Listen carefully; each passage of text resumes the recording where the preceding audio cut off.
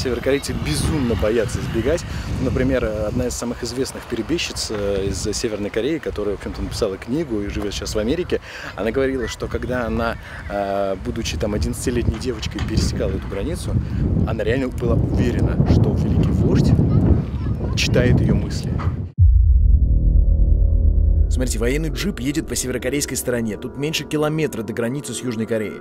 Подъезжает к блокпосту, тут он должен остановиться и показать пропуск. Но человек в джипе жмет на газ, объезжает военного и несется как может. Постовой выбегает на дорогу и объявляет тревогу по рации. Военные срываются со всех постов. Джип прячется за деревьями, налетает на бордюр, теряет колесо, машина вязнет. Открывает дверь и бегом. До Южной Кореи всего 6 каких-то метров остается. Военные открывают огонь, хотя стрелять в демилитаризованной зоне запрещено. Вчетвером палят по убегающему. Один из военных даже забегает на территорию Южной Кореи. В этот момент человек из джипа все-таки вырывается из Северной Кореи. Вот эта дорога — это уже другая страна. Еще секунды парня все-таки задевают пулями, он падает, но дышит.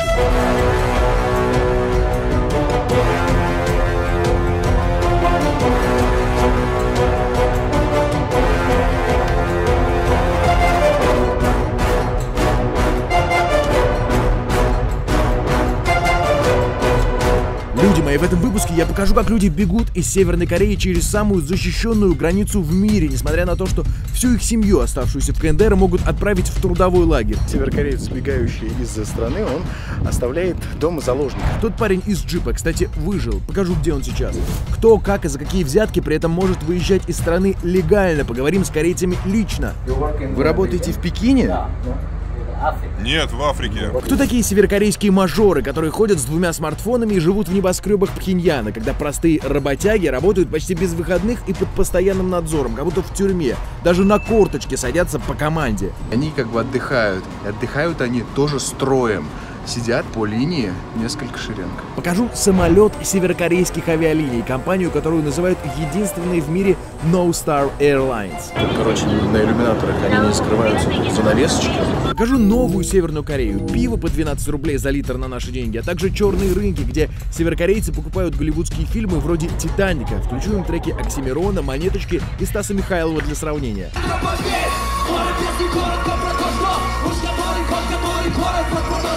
Меня зовут Лядов, и это «Как люди живут с границей Северной Кореи».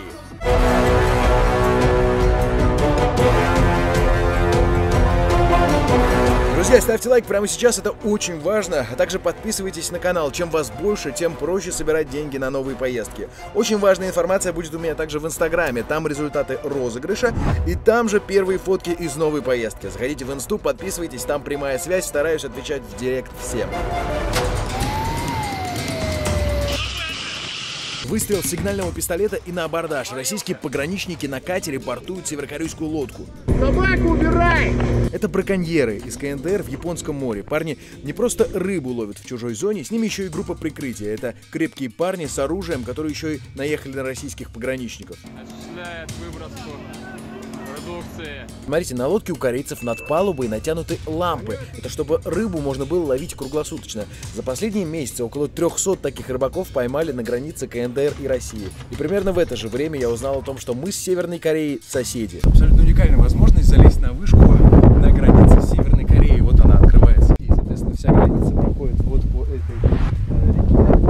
Соответственно, здесь находятся наши пограничники. Граница России и КНДР всего 30 километров.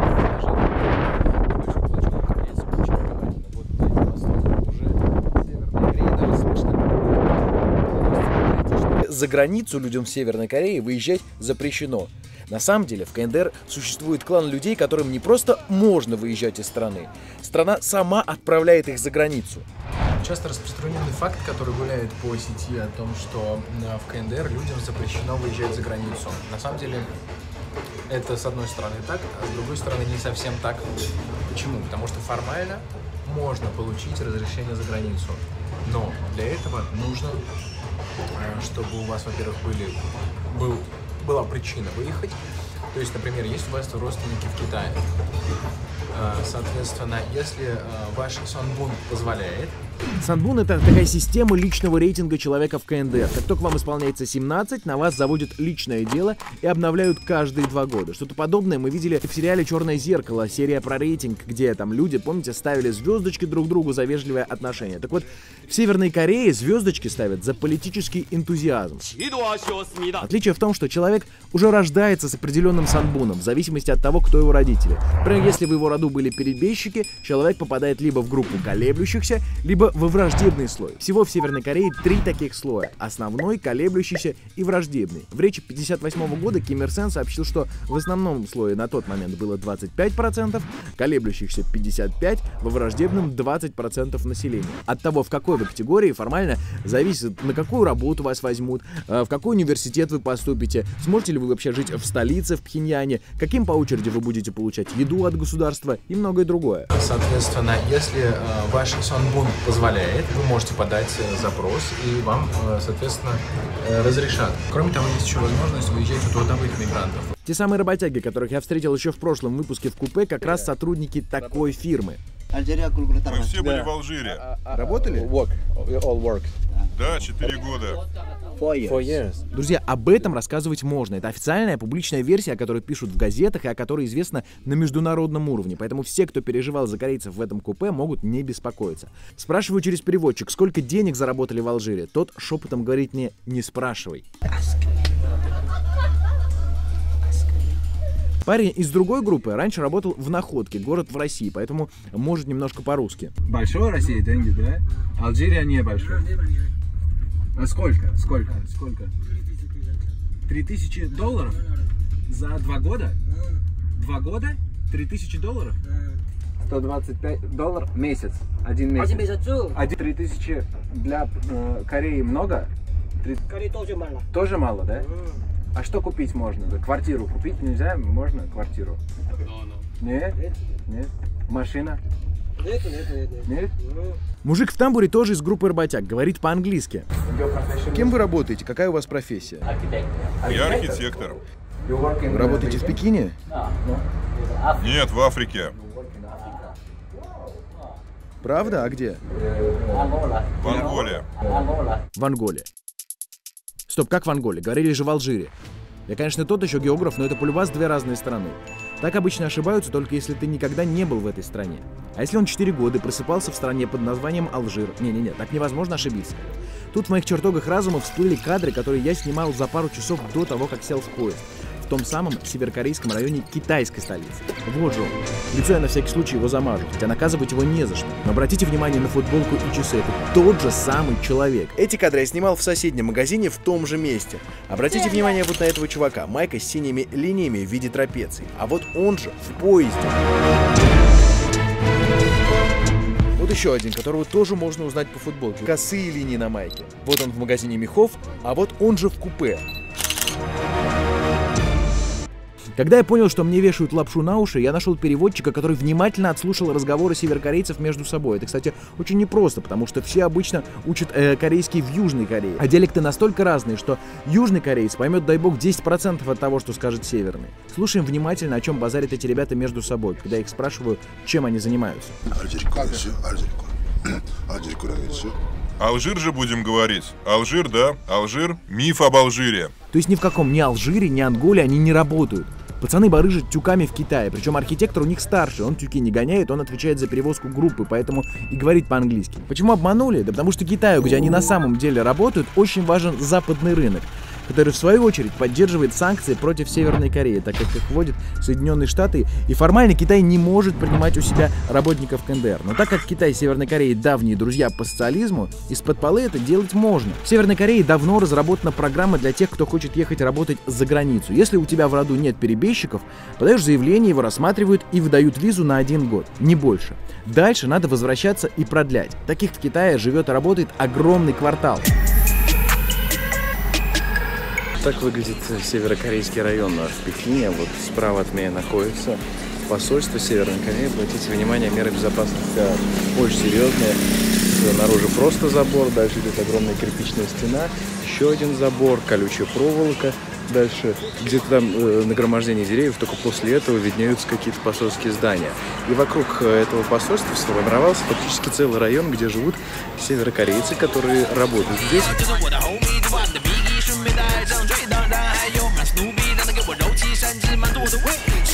Тут магазин, они торгуют, значит, мехами. Довольно, можно сказать, элитная одежда. Вот, но причем в одном помещении находится еще 3 магазина. Здесь они здесь какие-то, соответственно, посуда, дальше там школьные принадлежности, там косметика и так далее. Причем говорят они только на корейском. Вот мы приехали с китайским гидом, он не понимает, о чем они говорят. И вообще надо сказать, что он прям чувствует, что они гораздо... Ну, то есть они живут здесь как обособленное общество. То есть там, он говорит, что они ему не расскажут там ниоткуда, они нисколько не получают. Очень закрытое сообщество. То есть, они вот когда приезжают, им как бы Китай дает, где жить вот этим корейцам? Да, там специальные, они другое место тоже не хотят. В смысле? Другой районе тоже не хотите. Не хотят в другом, да, только прямо со своими. Свои, да, и рядом было свои посольства недалеко вообще. Сейчас мы проехали, все увидим. То есть это как бы специально построенные какие-то квартиры? И они же не по таким ценам, да, как вы платите за квартиру? Я так думаю, да, они должны... Если они... Друг друга должны... Ну, я именно дружба, международная дружба. Они, как правило, живут вот в таких зданиях. Пятиэтажки, что-то вроде наших хрущевок, они без лифтов. Вот, в некоторых из них установлены кондиционеры, хотя их тоже не очень много. И прямо здесь же они работают. Здесь же свои, типа как работать, ресторан, бизнес, много. У них свой бизнес, да. Своя диаспора. Да. Тут же свои рестораны, кафешки. На столах вот от руки люди пишут вот примерно, да, вот здесь вот на китайском написано, что здесь подают северокорейское блюдо. Это, в общем-то, тоже лапша, только она холодная, она больше вот это более характерное для них блюдо. Но при этом этого нет нигде в меню, это не напечатано там, тем более, конечно, нет нигде не в вывесках. Из хозяев подобных компаний на сегодняшний день в Северной Корее сформировался целый клан богатых корейцев, который называется танджу. В переводе с корейского «хозяева денег». Танджу могут позволить себе не только дорогие часы, но и дома со спутниковыми тарелками, хотя антенны в стране запрещены в принципе, ТВ здесь можно смотреть только по проводу. У них на крышах свои водонагреватели. Танджу могут позволить себе те самые квартиры на той самой красивой улице, которые не заселены, потому что стоят на продаже. Их стоимость 70-80 тысяч долларов, около 5 миллионов рублей. Короче, я понял, что я должен попробовать собаку.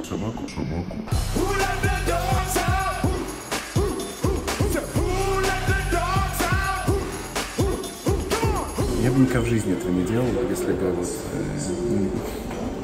если бы не вы и не мы. Потому что у меня есть собака, это Патрик. Корги. Я его очень люблю, он меня ждет в Москве. И, возможно, это какой-то его дальнекорейский брат. Выглядит, конечно.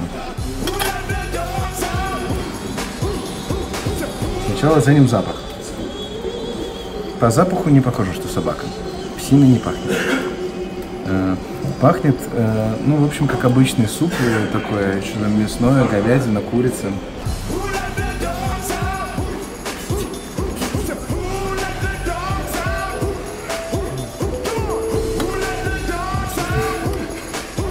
Кстати, стоит $5 по северокорейским меркам, это очень дорого, это реально типа деликатес. Поэтому и то, что я тут сейчас сижу кривляюсь, люди снаружи смотрели бы на меня как знаешь, как на зажравшегося белое чмо.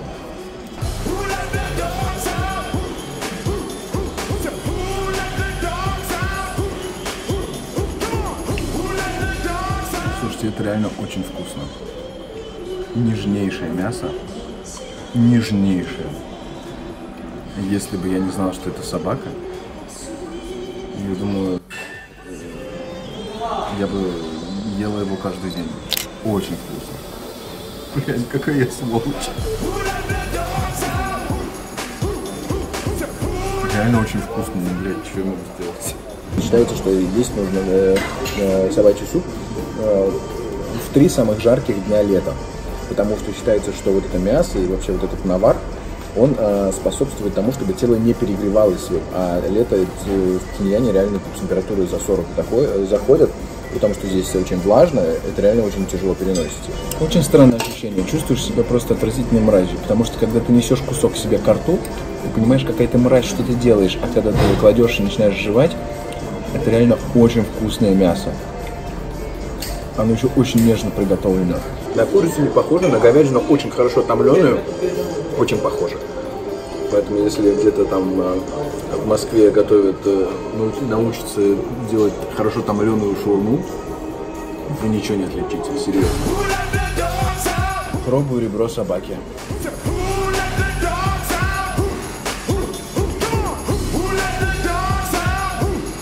Эта собака гораздо более костлявая, чем вот эта. И гораздо больше отличается от говядины.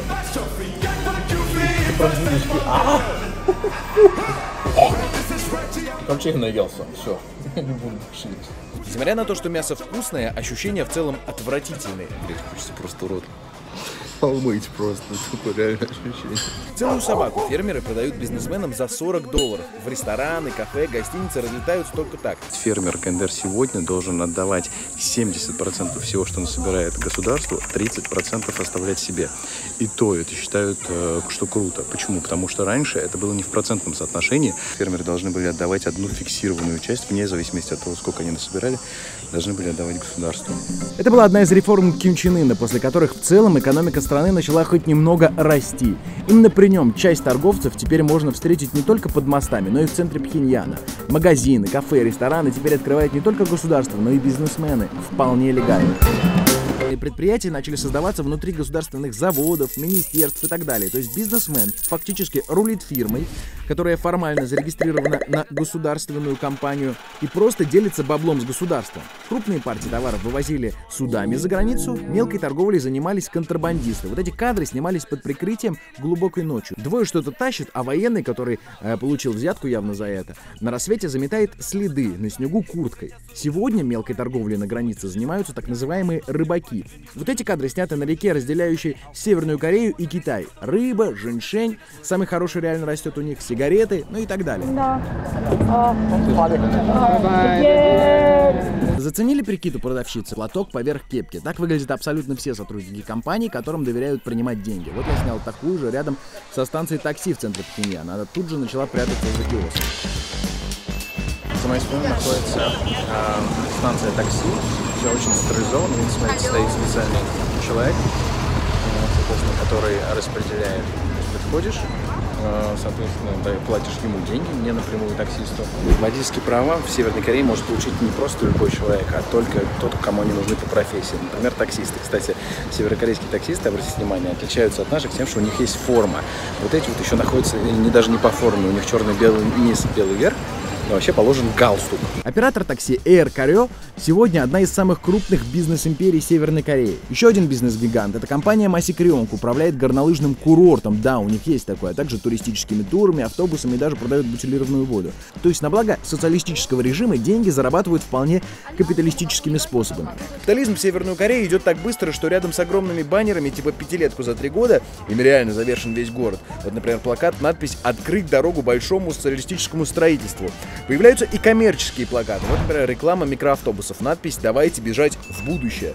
Впрочем, сколько бы капитализм ни развивался, отношение к людям, к работникам старое. Мне из окна видно, как корейцы собираются на работу. Посмотрите, за моей спиной находится стройка. Они только-только пришли на работу, время около 7:30 утра. Разделены четко на 3 группы, в зависимости от социальной группы. Одна — рабочие строители, вот здесь вот эта группа женщин, а вот здесь вот, скажем так, выше рангом, они позже пришли на работу. Обратите внимание, они сейчас вот находятся, то есть им до начала рабочего дня остается еще там около 10-15 минут, и они как бы отдыхают. И отдыхают они тоже строем, сидят просто по линии, несколько шеренг. Заметьте, они даже на корточки садятся по команде. Посторонних на стройку не пускает специально выделенный военный, открывает шлагбаум. Кстати, заметьте, на бетонное ограждение тратиться не стали. Вместо забора положили какую-то бетонную колбасу с булыжниками.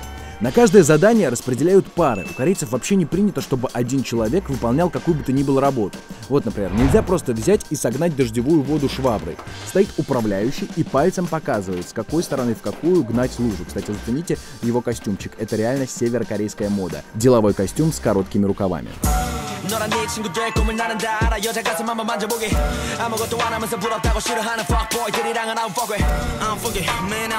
У корейцев считается, чем больше человек выполняет работу, тем лучше. Вот, например, кладут кирпичи на ограждение на трассе. На участке не больше 100 метров я насчитал 63 человека. Тут и тракторы, и велосипеды, на которых тоже таскают стройматериалы, и даже быка с телегой кто-то пригнал. В трудолюбии северокорейцам реально не откажешь. Нечем заменить шины трактора или телеги? Вот, пожалуйста, самодельные колеса из железных ободов. Нет, не то что очистительных машин, а хотя бы швабры со щеткой. Донайте, пожалуйста, рабочие нарвали веток и аккуратно протирают каждую плиточку. Нет газонокосилок? Вот человек с серпом отрезает траву не только на обочине. Посмотрите, он даже из-под бордюра выкорчевывает росточки, которые там пробиваются. Нет пресса для укладки плитки на тротуар? Придавим своим весом. Надо разместить корейцев рядом с рабочим местом? Натягивают тент на деревянные палки, накладывают сверху камней и готово. Правда, вот у ребят дырка в крыше осталась. Так живут старатели, те, кто добывает золото. В обмен на откаты золотодобычей в Северной Корее разрешают заниматься любому, кто может поставить драгу, агрегат для добычи. Такие на местной реке развернуты через каждые 5-10 километров. Принцип простой. Бурится дно, ковшами поднимается грунт, промывается и отсортировывается золото. В некоторых местах добывают даже без системы ковшей. Тупо берут судно, кидают шланги и ими поднимают грунт, который вручную и просеивают. Очень редкая возможность увидеть, в общем-то, сельских жителей вообще вблизи. Смотрите, прямо за мной находится человек, который тяпкой обрабатывает, реальной тяпкой, просто настоящей тяпкой, обрабатывает, соответственно, землю.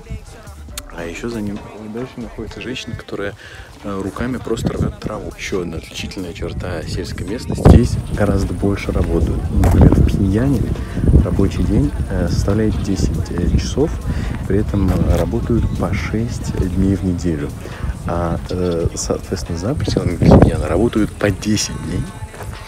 Соответственно, не соблюдают. То есть воскресенье просто как бы это, там, 7-й день недели. Соответственно, 10 дней, один выходной и еще 10 дней. Фермеры сооружают себе жилище прямо в полях. Вот смотрите, натуральная землянка, вырыта около метра вглубь в землю. На крыше какие-то полиэтиленовые пакеты положили. Здесь, кстати, даже печку разместили с трубой. Вот другой тип. Хижина, каркас, обкладывается соломой и обязательно мешки с песком. Хоть как-то остановить воду, которая сюда обязательно придет.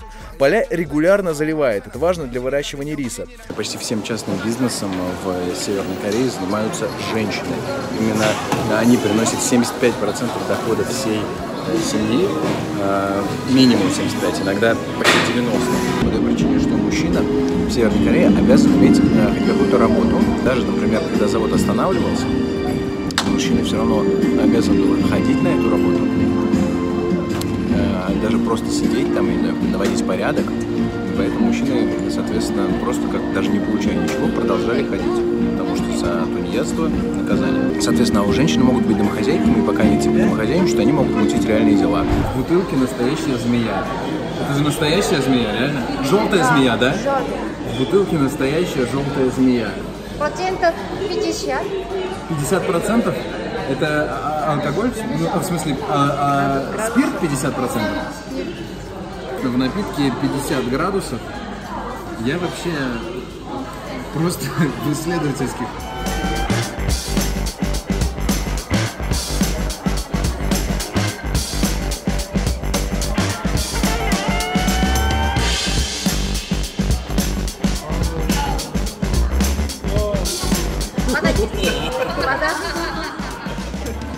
Вода есть?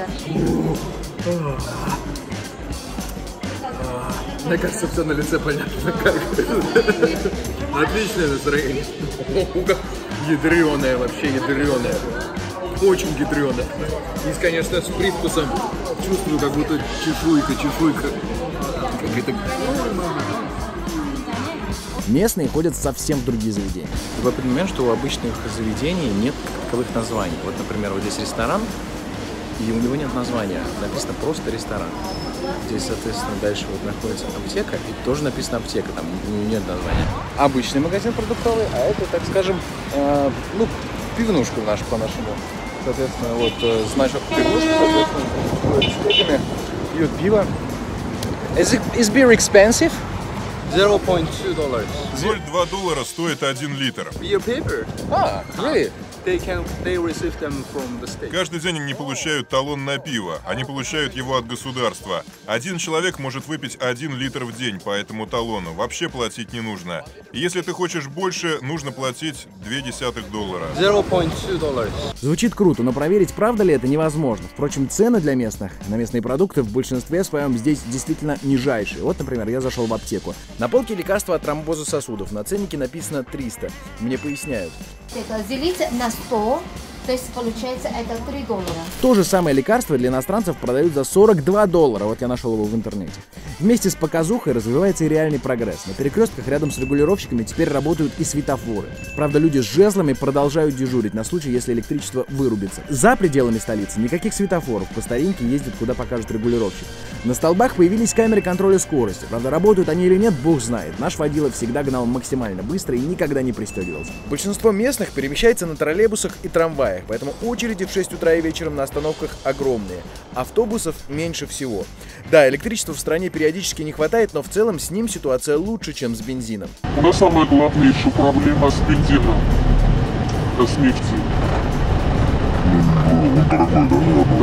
Ну, я думаю, стоимость одинаковая с Москвой. У нас, да, мало. Но все-таки мы, обеспечим бензином, да, нефтью. Но все-таки это добиться нефти, это не так легко.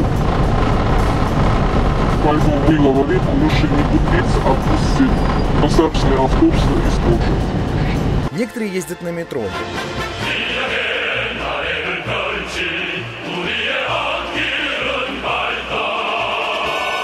Метро в Северной Корее практически ничем не отличается от нашего, на самом деле, кроме цены. Стоит он 5 вон для местных людей, но это фактически даром. В метро 2 ветки, кстати, побольше, чем в моей родной Самаре будет. Там уже 32 года, одна единственная ветка, между прочим. Всего в Пхеньяне 18 станций, открывается оно в 6:30, а закрывается в 9:30 вечера. Это приложение Яндекс.Метро, корейская версия. Например, я нахожусь сейчас вот на этой станции. И, например, мне хочется поехать вот на эту станцию. Он рисует путь, и, например, до сюда. И так по всему городу. Двери вагона нужно открывать руками. Час пик здесь начинается уже в 7 утра. В 7 просто не протолкнуться. Вот, а в 8 уже можно ездить. Вот, считается, это самое глубокое метро в мире. Вот, в вагонах видно единственное отличие, это то, что не все лампочки горят, потому что электричество экономить, да? Соответственно, вот видите, за моей спиной лампочки не горят. Вот, и в целом, как бы, так, более тускло. Вот, пахнет немножко таким какой-то старостью, знаете. Люди при этом умудряются читать. Смотрите, мужик читает вслух. Кто-то при этом, как у нас, залипает в телефоны. Еще один вид развлечения на станции – чтение газет. А люди просто вот так вот подходят к газетам. Подходят и стоят, коротают времечко, читают газеты. Это, кстати, еще одна черта, отличительная черта Северной Кореи. Здесь не хранят газеты. Почему? Потому что в них печатают курс партии, а он иногда меняется. В газете можно найти подтверждение, поэтому ни в одной библиотеке вы не найдете никогда там подшивку за конкретный год. Только день в день. Партия изменилась, но никто не заметил. Ну, например, достроили самое узнаваемое здание Пхеньяна – отель «Пирамиду». И зачем сегодня вспоминать, что открыть его должны были еще до того, как лично я, Антон Лядов, родился 30 лет назад, а он до сих пор не открыт. Отель 105 этажей, весь стеклянный. Очень дорогая постройка. Почему мы там лежим? Пока вы не достроили. А, он еще не готов. Да. Там еще нельзя жить. В следующий раз приедем, можно. Да. Да, это, короче, очень легендарная гостиница Пхеньяна, потому что ее десятки лет строят. До определенного года она просто стояла просто как огромная бетонная коробка. В какой-то момент просто начала уже проседать, и тогда они просто заключили договор с египтянами, которые достроили это здание, но фактически просто его застеклили. И, короче, это вот огромная просто пирамида, это просто бетон со стеклом. Из-за подобных историй поверить в то, что жизнь в Северной Корее хоть немного, но все же становится лучше, а это реально происходит, трудно. К тому же пропаганда соседа Южной Кореи часто работает покруче северной. Ну, например, когда сорвались переговоры Трампа и Ким Чен Ына, южнокорейская газета сообщила, что великий вождь казнил спецпредставителя КНДР по политике в отношении США Ким Хёк Чхоля. А на следующий день он выступает на церемонии. В 2013-м сообщалось, что бывшую девушку Ким Чен Ына, певицу Хён Сон Воль, кстати, довольно симпатичная, казнили якобы за съемки в порнографии. А через 2 года она вдруг дает гастроли в Пекине. Еще была очень смешная история на всяких сайтах типа Пикабу. Якобы пропаганда КНДР показала, как их сборная по футболу в Бразилии в 2014 году обыграла японцев 7-0. А на самом деле КНДР вообще не участвовала тогда в чемпионате. Но совсем на самом деле таких кадров КНДР в стране не показывала. Сайт Yahoo Sport проверила, диалект, на котором якобы говорит ведущий, неверный, а губы расходятся со словами. Чем сильнее развиваются технологии, тем слабее становится железный занавес вокруг КНДР. Правоохранители при этом все больше закрывают глаза на мелкие огрехи, типа того, что кто-то провез проигрыватель. Молодые корейцы, например, неплохо разбираются в русских музыкантах. Вот в ресторане выступал какой-то певец, которого даже я не знаю.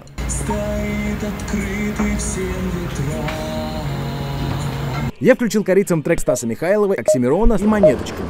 Убежать далеко, чтобы быть с тобой счастливым.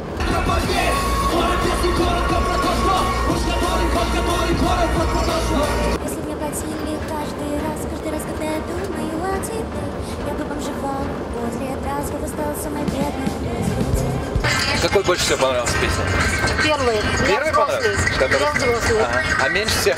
Второй не очень было. Да. Молодое поколение покупает на рынках DVD-плееры, диски с американскими фильмами. В Корее никто не разводится, браки реально запрещены. Ну как, то есть на официальном уровне, то есть по закону разводиться можно. Но по факту, ну как мне, например, рассказал конкретно наш человек, запрет он просто не прописан в документах, соответственно, фактически запрет абсолютно запрещенный. Когда я рассказал ему о том, что у нас, например, есть люди, которые по 5 раз женятся, он сказал, сколько 5 раз? Нет такого понимания, чтобы там разводиться 5 раз. Это вообще, то есть в целом, возможно, если, соответственно, там ваш муж там неожиданно окажется в тюрьме, хотя, скорее всего, в этом случае вы попадете сюда вместе с ним. Детей заводят довольно рано. Разговорились мы как-то с корейцами о том, как жалко, что бывают случаи, когда малыши рождаются с отклонениями. На меня посмотрели как на идиота. Типа, в смысле дети рождаются с отклонениями? То есть что получается? Что корейцы в Пхеньяне не знают о том, что дети иногда рождаются с отклонениями? Например, некоторое время назад в Пхеньяне нельзя было жить людям с плохим самогоном. Более того, если, например, в семье рождался ребенок, который с отклонением каким-то, семья переезжала из Пхеньяна в другие регионы. Вот. И есть вообще очень много ограничений. То есть, если, например, кто-то из вашей семьи, не дай бог, сотворит что-нибудь странное, в этом случае вас, скорее всего, переселят из... Ну, странно, я объясню, то есть, например, пытается пересечь границу или еще какой-нибудь ужас сделать. А вот в этом случае вас тоже, скорее всего, переселят из Пхеньяна. У жителей столицы контролируется все вплоть до причесок. Специальный список утвержденных причесок. Их всего 1, 2, 3, 4, 5, 6, 7, 8, 9, 10, 11, 12 причесок реально. Я выбрал себе вот эту для иностранцев, стоит $10. Не знаю, похоже или нет. Этот парень просто худой, поэтому не похож. Короче, хочешь выбривать себе пробор или просто ходить лохматым, пожалуйста, в сельскую местность. Хотя, честно говоря, и там есть кому проследить. Что касается, кстати, местных жителей, то они не могут просто так ездить из одного города в другой. Для того, чтобы отправиться, они должны оформлять специальное командировочное удостоверение, подавать, соответственно, заявку, которую рассматривают и одобряют. Также при этом здесь, так же как и в России, есть закрытые города, в которые, соответственно, можно подать особую заявку. То есть туда можно вообще могут приехать только, соответственно, родственники людей, которые там живут. И вообще рассматривают там около недели. И, соответственно, по прибытии туда человек, например, уехал из Пхеньяна, он должен приехать и зарегистрироваться в такой организации, которая называется «Соседский дозор». Да. Neighbor Watch. По-корейски инминбан, как правило, состоит из 25-50 семей, которые живут в одном поселке либо квартале. Смысл в том, чтобы члены общины следили друг за другом. Руководитель, как правило, женщина, собирает информацию на каждого и докладывает в органы окружного отделения. Начинается это с детства. В первый детский союз тут вступают еще в 7 лет. Особенно внимательно следят за военнослужащими. Кстати, служат в северокорейской армии мужчины 10 лет, женщины 7. Тот самый человек в джипе из начала ролика на самом деле тоже служил в северокорейской армии. Был водителем какой-то шишки. Его зовут О Чон Сон. Ему всего 25 лет. Но имя это изменено. Я все еще не могу поверить, что это я. Почти все пули в итоге попали в него. 1, 2, 3, 4. Их было 4. Мои первые ощущения, когда я его увидел, были ужасные.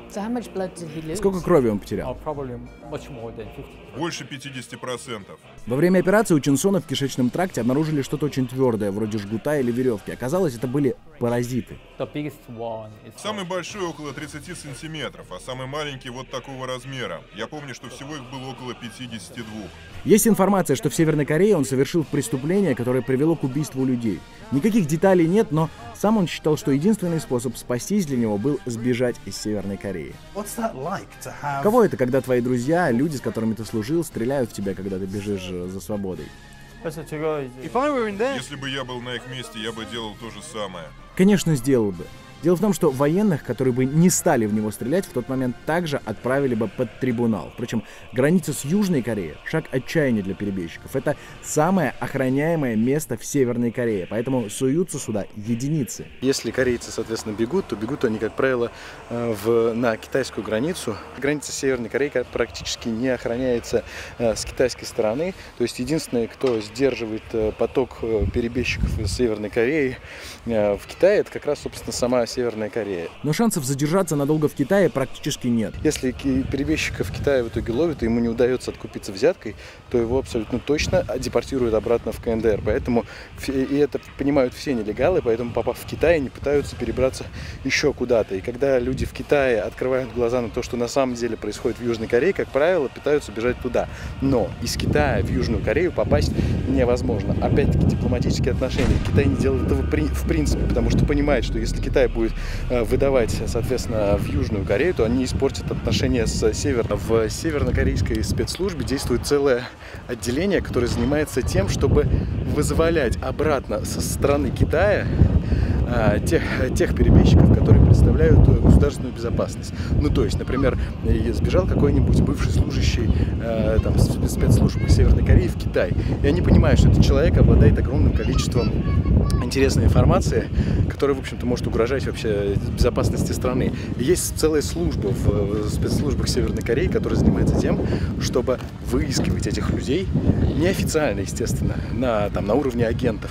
Они выискивают как раз через эту диаспору, там кого-то подкупают и так далее, выискивают этих людей и просто похищают. Без каких-либо официальных там регламентов, просто молча ночью вывозят через эту, и вот там их что-то уже настоящий пиздец. Поэтому, перебравшись в Китай, беженцы стараются как можно быстрее выехать в любую другую страну, там Лаос, Вьетнам, и уже там обращаются в посольство Южной Кореи. Теоретически сбежать можно и в Россию, но сегодня это почти никто не делает. По той же причине. Москва и Пхеньян друзья, а значит, выдворят их отсюда, как только поймают. Был один, он был сумасшедший. Было такое, он сбежал, понятно было, что он где-то от своих сбежал, мы его там ловили везде. Но это был, да, немного больной. Да. А так нет. И что в итоге с ним стало? Да, А так, считайте, нет. Вот даже какие у них вот тяжелые времена были, когда был там и потоп, вот голодные времена. Нет. Мы были готовы, конечно, к тому, чтобы принимать беженцев, если что. Беженцев не было, это точно. Многие спрашивают меня, что бы было со мной, если бы корейцы поняли, чем я занимаюсь. Сложно сказать. С одной стороны, я не нарушал никаких законов, не ходил куда нельзя. Разве что мнение свое высказывал, которое вряд ли совпадает с мнением северокорейского руководства. С другой стороны, поймали же они наших рыбаков, которые рыбачили в нейтральной зоне абсолютно легально, и продержали их около недели в каютах, отобрав телефоны.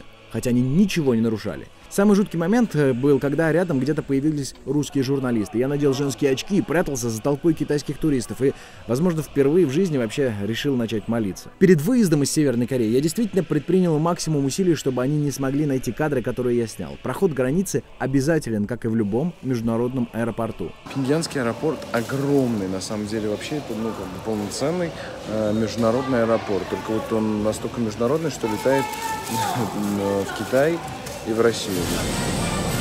Очень хорошо позаботились о впечатлении, первом впечатлении от страны.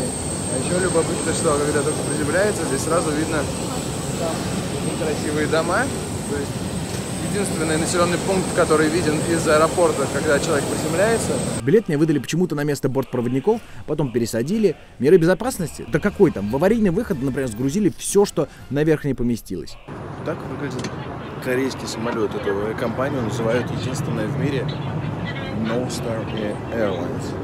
Вот, тут, короче, на иллюминаторах они не скрываются, тут занавесочки. Ни хреново так трясет. Так выглядит домик. Иллюминатор здесь расположен вверху. Вот, есть унитаз. Туалетная бумага. Вот. Есть салфетки. Написано, что есть питьевая вода.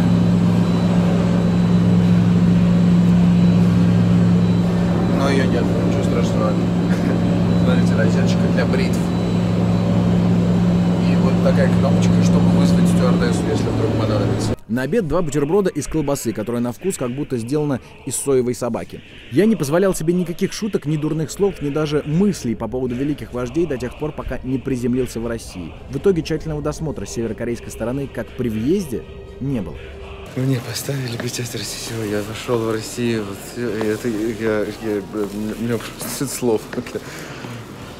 Как хорошо просто, это какой-то просто катарсис. Я, до сих пор сейчас вот произнесла в Северной Корее, начал оборачиваться. Просто какой-то, лютейший. Самое жесткое ощущение, самое тяжелое, от которого просто тяжело, это то, что ты постоянным наблюдением, постоянно, не просто там ты открываешь телефон, ты даже ничего не снимаешь, просто хочешь записать мысль какую-то, что-то увидел, интересно, хочешь записать, и тут же смотришь, ага, а что они будут смотреть, они там, будет ли кто-то смотреть, а что ты записываешь, а то, что ты записываешь, а они уже потом посмотрят, а что, а дай по свой телефон, а о чем ты записываешь, а что ты говоришь, а что... Очень тяжело просто, ну, то есть, я не знаю, я, может быть, просто такой свободолюбивый человек, то есть, на самом деле, ну, если так в целом как-то попытаться сформулировать ощущения, вот, резюме, я не могу сказать, что я там, ну, то есть, я очень удивлен за это, они безумно трудолюбивый народ, то есть, вы представляете, как может человек сидеть на трассе, и, значит, на трассе, блядь, огромной, длиннющей трассе, знаете, и аккуратненько, с серпом выкорчевывать травиночки, которые там вот между трещинками, значит, закрались. Они реально мега трудолюбивые люди, но вот этот занавес, мне кажется, что он просто отбрасывает их назад в том плане, что если бы у них просто был доступ к другому миру, к технологиям, к обмену, конкуренция, как минимум, они бы выпускали других людей, блин, они бы вообще просто... торпедировали. Они, в отличие от нас, реально ни хрена не ленивые. Но вот это ощущение, здесь нельзя, так нельзя, здесь надо, значит, улыбаться. Здесь не... это просто убивает просто какой-то личный... Ну, это бывает все человеческое, мне кажется, тебе просто. И это очень тяжело. Я очень счастлив быть в России. Багаж всех прилетевших северокорейских гостей лично досматривает собака на случай, если кто-то везет что-то запрещенное. Друзья, следующая поездка — это дикий эксперимент. Понятия не имею, доеду ли я вообще. Я не знаю ни маршрута, ни где буду ночевать, ни что есть. Не буду раскрывать все интриги, но это больше 1000 километров по пустыням, зарослям и так далее. Надеюсь, вернусь и расскажу, как там люди живут. Это был Лядов, подписывайтесь на канал и Инстаграм.